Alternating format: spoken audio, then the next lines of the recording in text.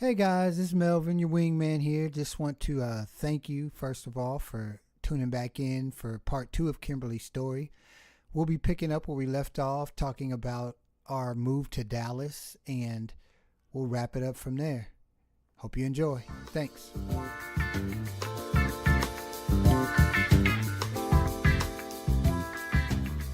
Then Melvin gets the call that he has to go and move to out here to Dallas.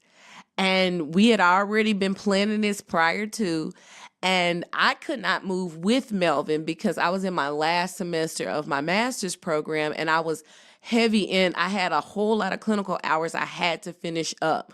And I was almost like, I literally was going to be like graduating in like 2.5 months.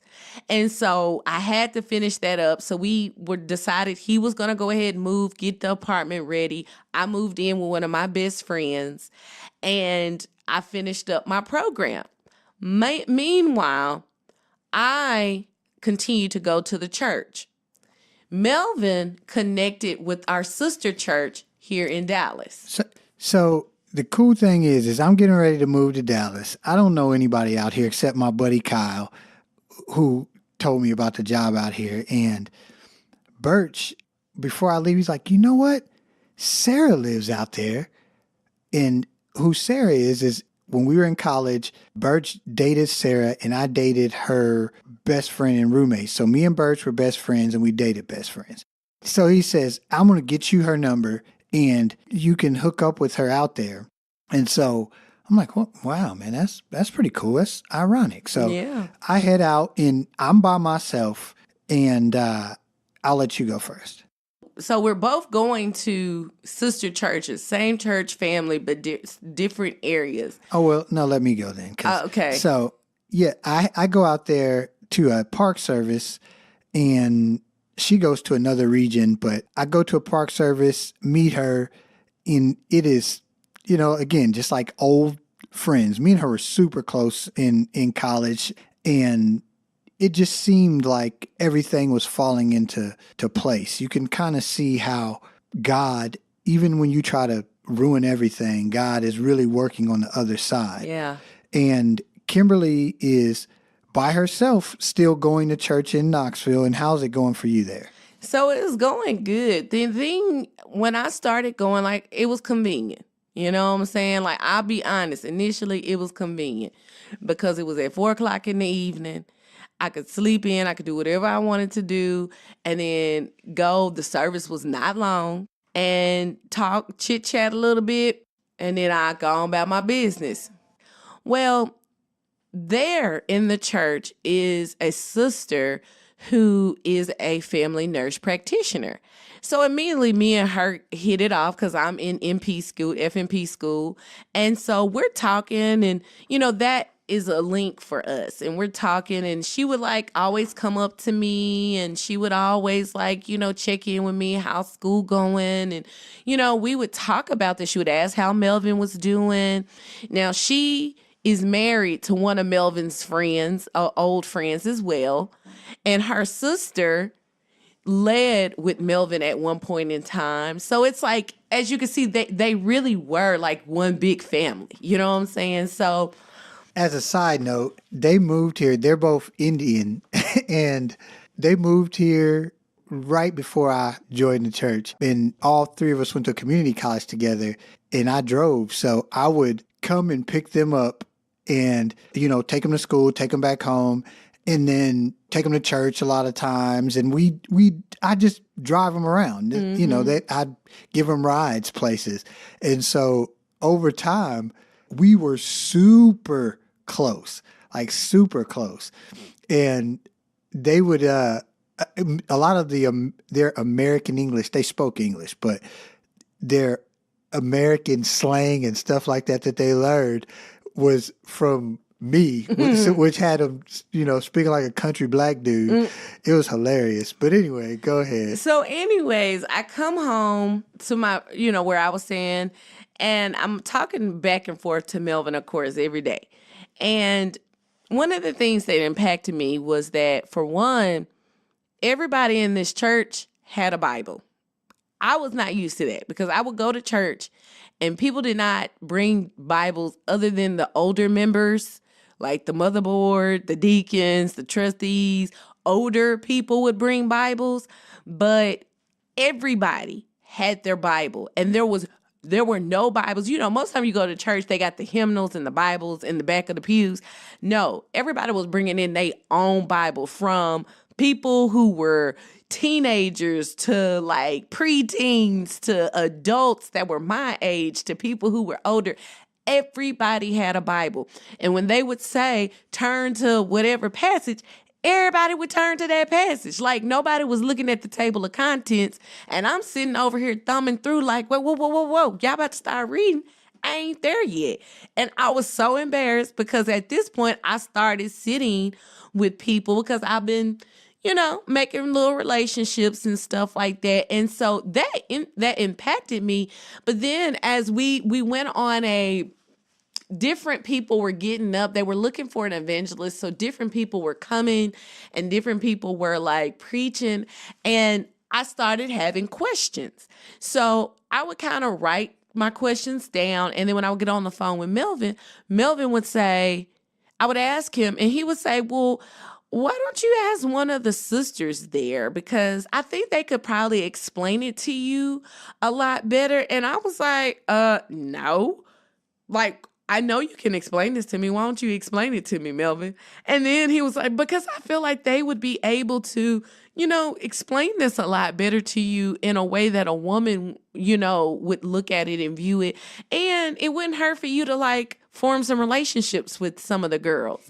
And I was like, no, just go ahead and explain this to me. And he was like, okay, well, just think about it. And I was like, no, I'm not. So a couple of weeks go by and stuff like that. And I'm at church and I am talking to Paramita. That's the sister that's a family nurse practitioner.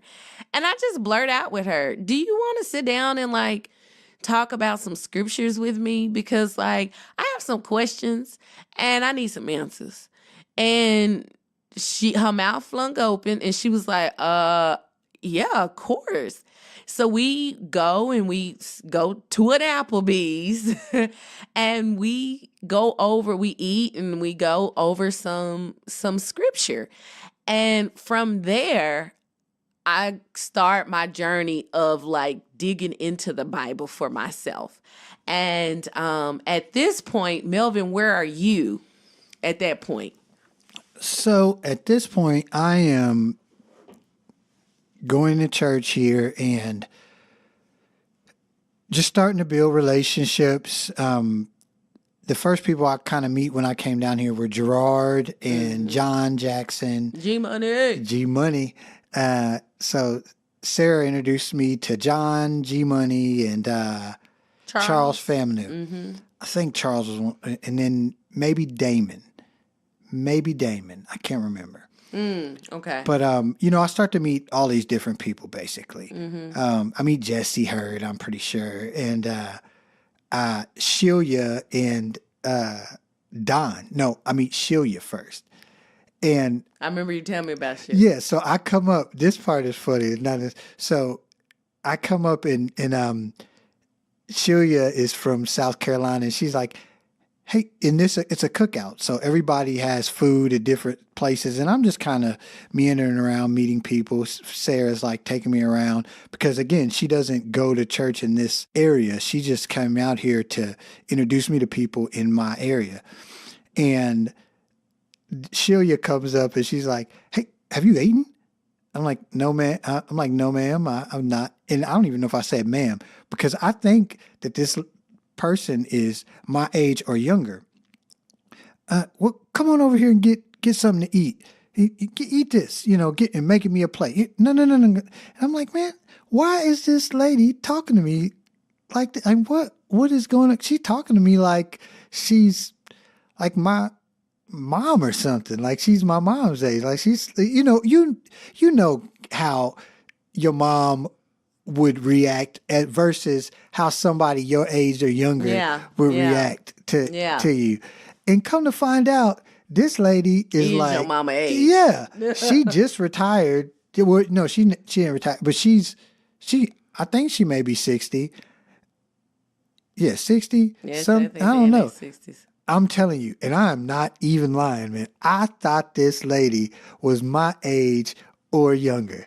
Well, I could not they say believe it. black don't crack. Man, black do not crack, and she's very dark skinned, so it do not crack at all. I thought this lady was my age or younger. But anyway, again, it just kind of brought me back to just that feeling of, wow, man, this is good. So I start going to church regularly and start studying the Bible and doing more of like a restoration type of study.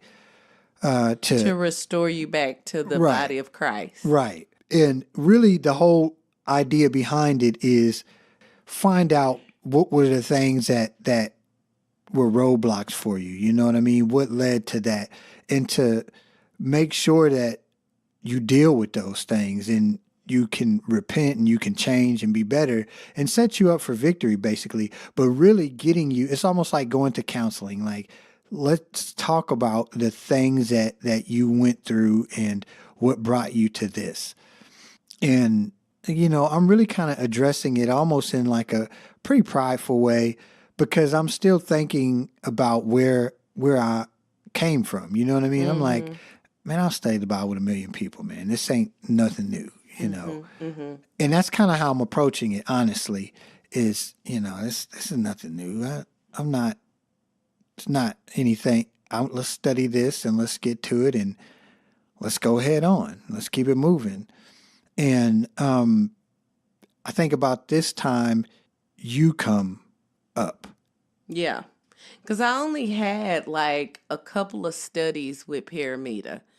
And I'll be honest with you guys. So, studying the Bible with her, I even went into it being prideful because I have a issue with sizing people up and seeing where like we all line up. So I'm thinking I was born and raised a Christian and brought up in a church, and this girl was raised in a country that didn't even, like, there was a part of her life she didn't even know about God. You know what I'm saying? She was Hindu.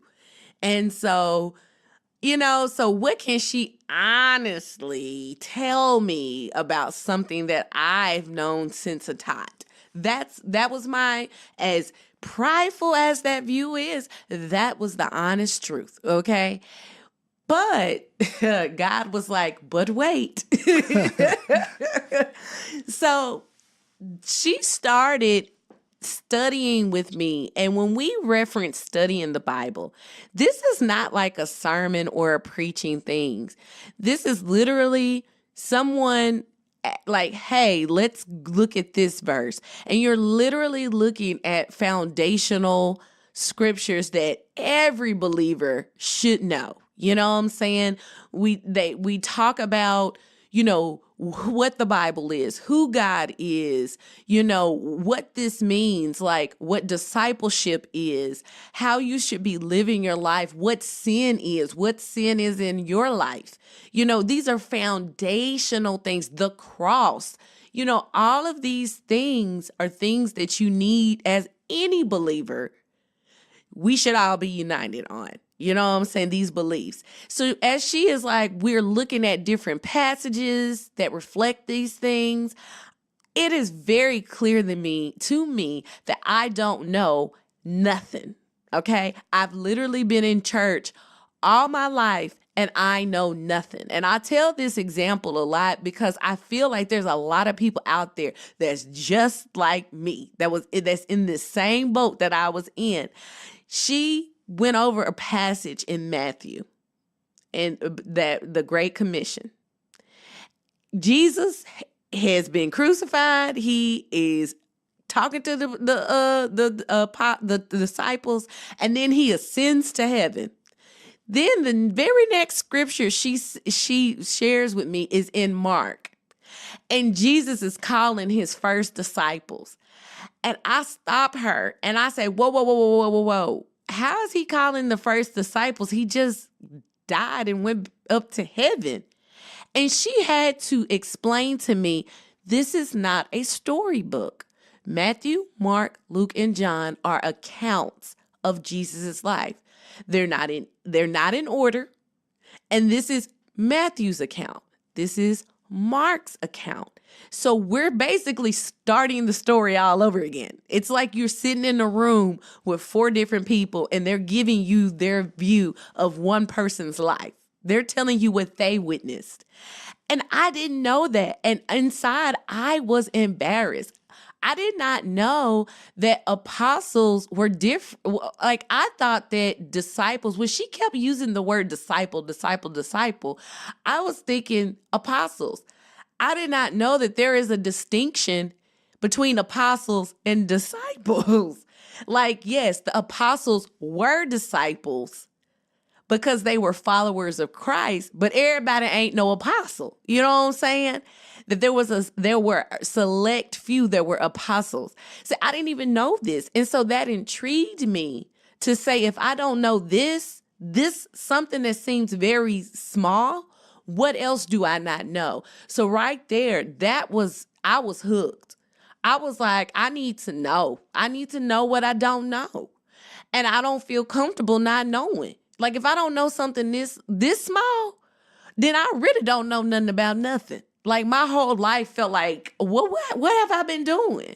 Right. And so then we do those couple of studies. I move out here to Dallas, Texas. And I have already, because Melvin was connected already to a group out here, he's studying with the men. I, in turn, start studying with the women. And at that point, that was a journey. I go through all of just my studying, doing a lot of individual studying, doing a lot of research on my own. It was very evident that I was not saved. Even though I, quote unquote, got baptized when I was 7, I did not know the decision that I was making. I did not clearly know what repentance was. I did not know what confession was. And what the Bible says, not what nobody told me, but what the Bible said it was. And I was too lax on what sin was. And to be quite honest, there was some stuff I didn't even know was sin. I didn't even know some stuff was sin. So it was very evident to me that I needed to have some type of action that was going to change my trajectory eternally. So after all of that, I went into the light. I made the decision to make Jesus Lord, and I truly was baptized. I truly died. My old self died, and it was crucified in that water, and I rose up a new creation. And yeah. There it is. And that was me.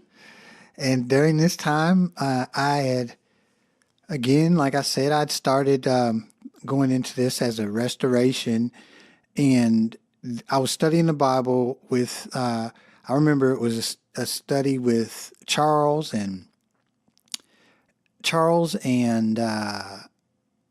You and Gerard? Gerard and John. We're sitting in John's living room.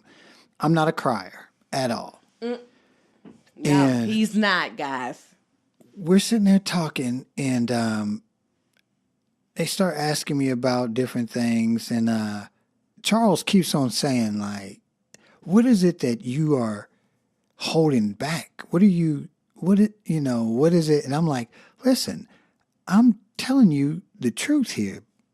If I wanted to cover something up, I could. Like, I've gone through all these studies. Like, I literally said that. Like, I could tell you whatever I want to tell you. Like, so why would I come in here and play around? He's like, no, you couldn't.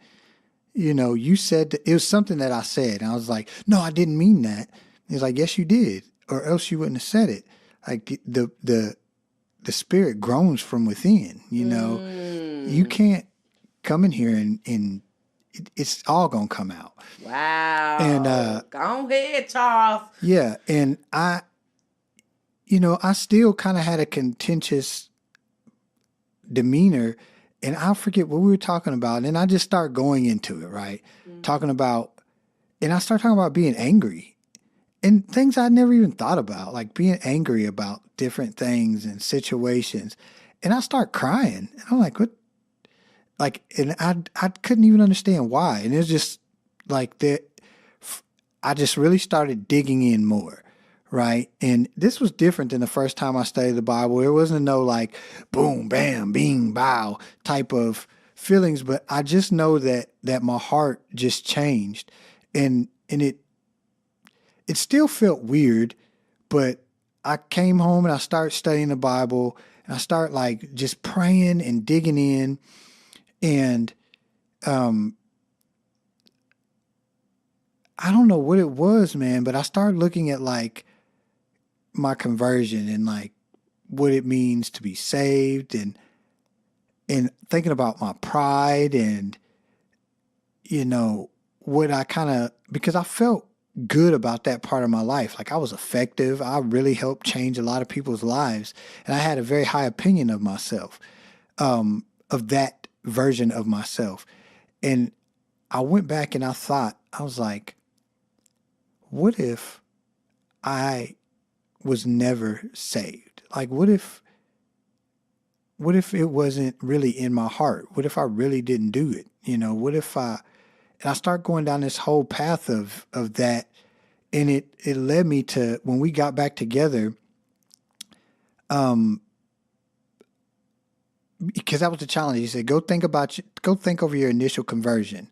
And I went into it thinking like, I know what this guy's going to do. He's going to try to like challenge my conversion. I'm going to get him.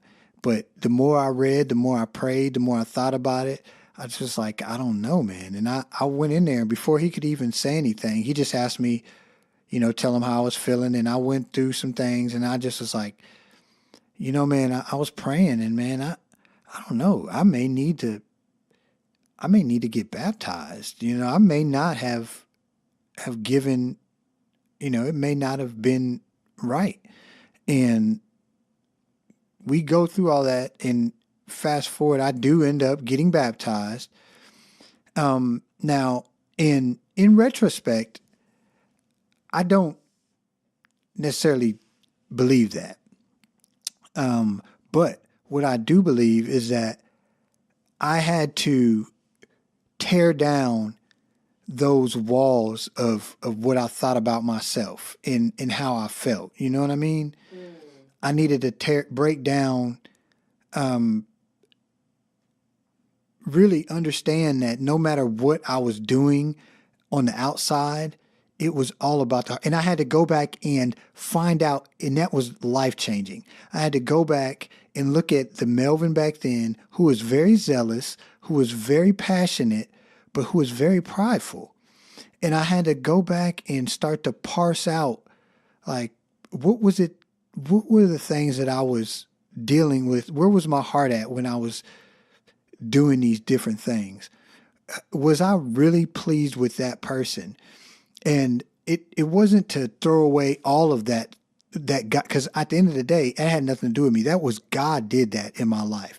And I could never take away what God had done. But I was not a finished product. And everything that I went through, I needed it, because the rate I was going, I was fruitful. Like, I was out there killing it, really.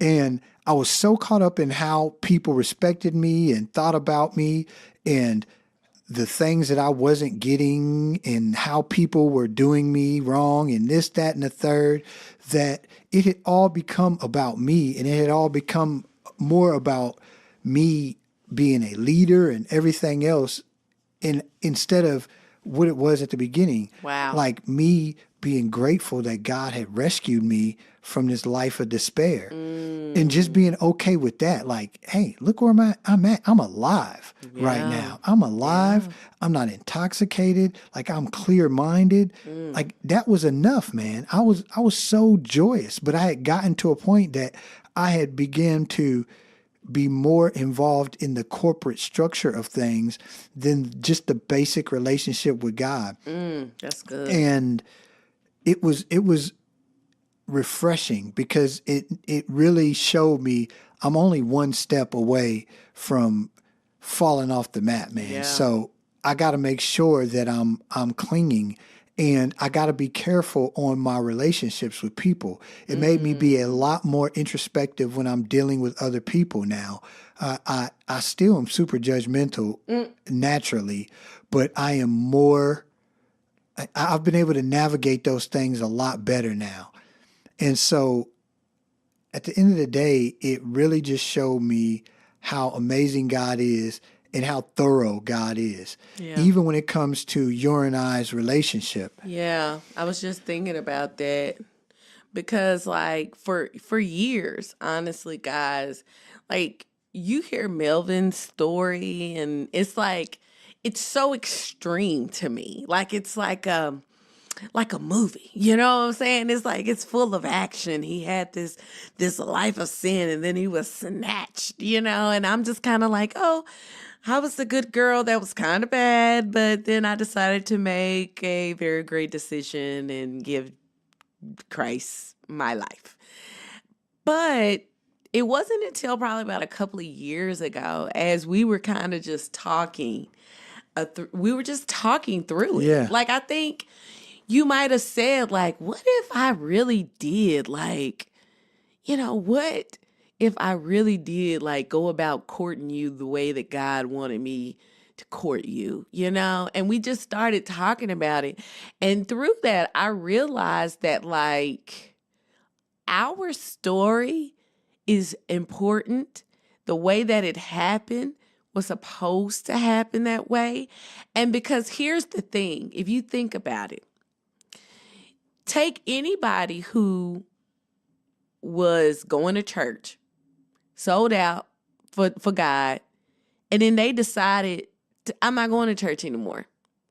They end up finding a girl, and they end up getting married. How many of those people would actually find their way back to Christ? The chances of that happening, probably not. And even still, God wrote that into our story. Not only did you come back to Christ, but you ended up, that wife that you married came to Christ too. Like, in the way that it happened. Because here's another thing. Here's a part that's really, it's part of Melvin. Like Melvin is a part of it, but it ain't his story. So he mentioned Sarah, right? Sarah typically would not have attended the service that she attended with him. She only attended it because she didn't want him to come by himself, and she wanted to introduce him to other people in the region so he wouldn't show up and wouldn't know anybody. While she was there, the evangelist's wife, Connie, introduces her to someone and says, she asked her, I think, when's the last time you've been on a date, Sarah? And Sarah, I don't know. Well, I got somebody I want you to meet. Introduces her to a young man, Josh Hose. And guess what? They end up starting to date, and they end up getting married, and they got 2 kids today. And it's all because, like, who could have scripted that better than God? Like, so many people were affected by this story. Like, the fact that Melvin goes and leaves, and I still decide to continue to go to the church. And knowing my background, I've already told y'all, I didn't want to show up early. I didn't want to talk to nobody. I didn't want to ask no questions, and I didn't want nobody to ask me no questions. So the simple fact that I was at the church by myself, that right there is a miracle, okay? You're like, because these wasn't my people. They was his people. That's how I looked at it at first. These not my people, they his. And so... And just because I wanted to be closer to God, it didn't take away the awkwardness, guys. Like, I still thought some stuff was awkward to me, but the awkwardness didn't override me wanting to know the truth. You know what I'm saying? People all up, I done told y'all, I didn't want nobody up in my business. There's a scripture I do want to share with you guys that I feel really is kind of like the flagship of my testimony. Of course, a lot of other scriptures are as well, but I want to share this one because I feel like this is exactly how I was. This is Luke chapter 11, verse 39. And I'll go through 41. Then the Lord said to him, "You Pharisees are so careful to clean the outside of the cup and the dish, but inside you are filthy, full of greed and wickedness. Fools, didn't God make the inside as well as the outside? So clean the inside by giving gifts to the poor, and you will be clean all over." And I mentioned earlier that I look good on the outside. I looked really good on the outside, but in the inside, I was full of rage. I was full of discontent, envy. You name it. You go read Galatians 5. You name it. You name it. You go you go look at Galatians 5 and look at all that list of sin. And I literally could check off everything except for like orgies and witchcraft. Like that was the only thing on the list that I had not done. You know what I'm saying? But I had done everything, drunkenness, all of that stuff. And it says, and the like, everything that's like all these things. I had done it. And so, but no, I had a good face. And I know lots of people who were doing things right there along with me who could be just like me, And so I think at this point that my story is just as powerful as anyone else's, even my husband's, because it shows how God had written out every detail of my life. Even going back to the simple fact that we were put in the same class with each other. Because, like I said, I wasn't there for Melvin. I wasn't there randomly in just the little bird elective class. I picked that class because a guy that I was chasing after was in that class. And it was all a part of God's plan. Everything. Romans 8:28 says that, oh Lord, I'm drawing a blank. Hey, what does it say? All things work to the good of those who love him. There you go. I got it. Y'all, I took NyQuil. Y'all gotta give me a pass. NyQuil? I did. I've been up in here since the beginning on NyQuil. So y'all gotta be patient with me. So anyways, but that really is true. When I think about that, that really is my life, and it's your life. You know what I'm saying? It's your life too. And it's your life that's listening. All of you guys that are listening to us now. Nothing is a mistake. Nothing is coincidence. Nothing is. You know what I'm saying? And so, anything else, Melvin? No, I think just imparting for both of our stories, they kind of hit on on both sides of the coin.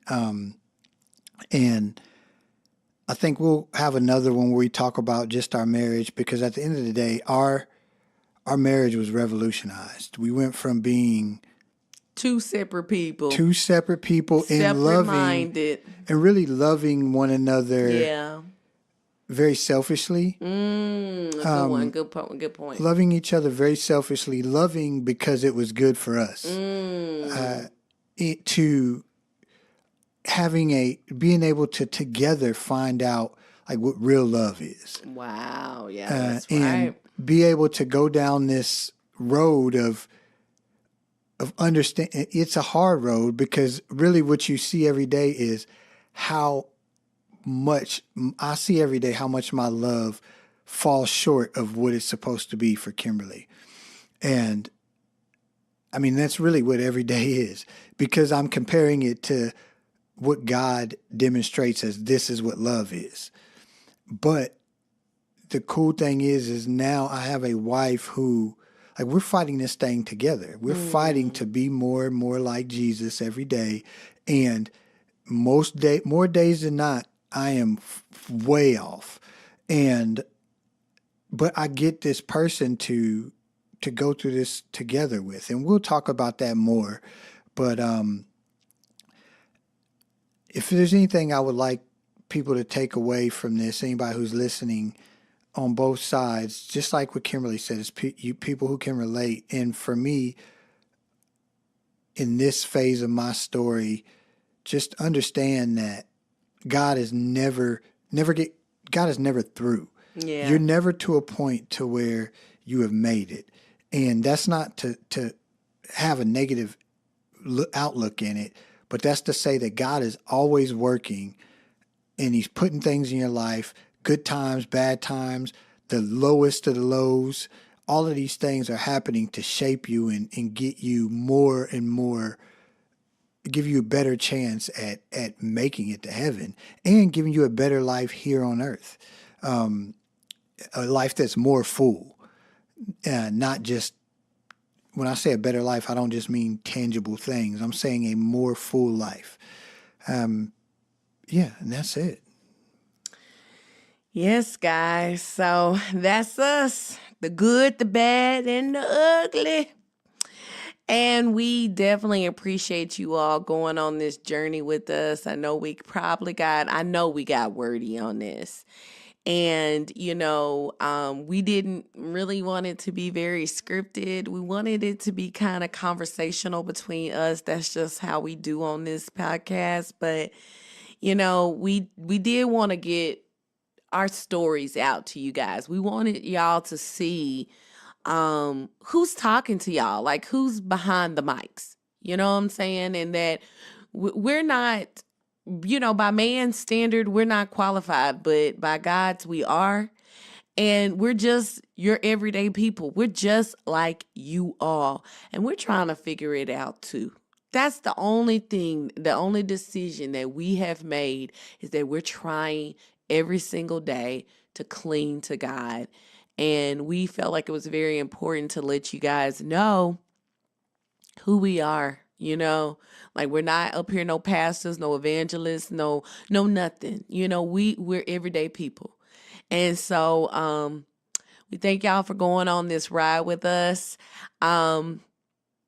I think we've said everything. You've been listening to the SoulSense podcast. This is your hostess with the mostest, Kim, and my trusty wingman, Melvin. Right here. And if you, one thing before I actually say goodbye, if you like what you're hearing, please like and share the episode. But also, guys, give us a review. Rate us. Give us a review on iTunes. You can find us on iTunes. You also can find us on all things social. Well, just about all things social. We're on Twitter at SoulSense Pod. That's POD. And we're on Instagram, SoulSense Podcast. And we're also on Facebook, SoulSense Podcast as well. Please follow us on all those platforms. Please comment. Please interact with us. We're wanting to engage more with you guys. But just if you could do that too for us, we'd definitely appreciate it. Please subscribe. Thank you. And we're out. We'll catch you next time. Bye.